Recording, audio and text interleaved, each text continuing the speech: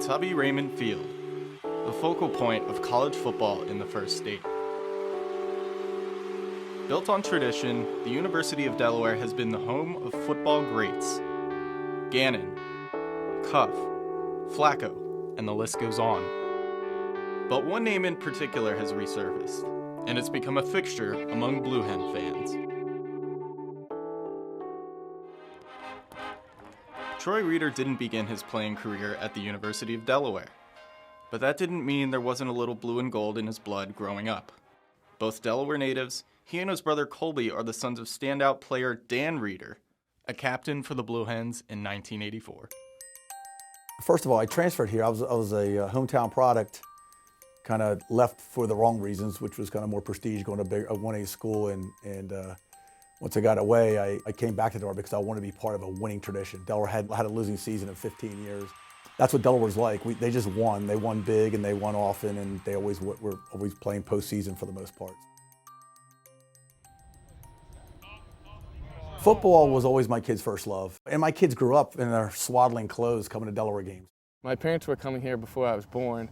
Me and Troy were coming here as little babies, basically. When I was growing up, there were a lot of really, really good times, national championship teams that won it or runners up. And for me growing up, this was the big school. This is what I grew up around. But when it came time to decide where he would play, Troy Reeder chose Penn State.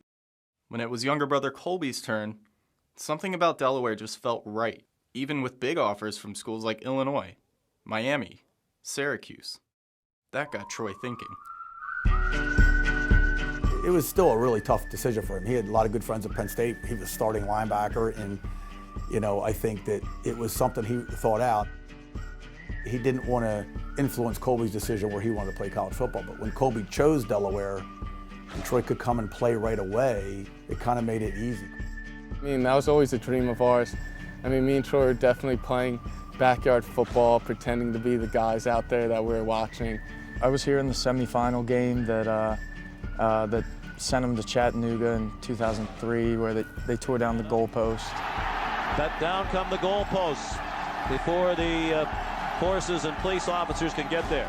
And then we had Joe Flacco and Omar Cuff, Paul Warlow, all the greats we've grown up watching. So it was always a dream of ours, and it kind of didn't work out the way we thought it would at first with Troy going to Penn State, but in the end we both ended up here, and it's a dream come true.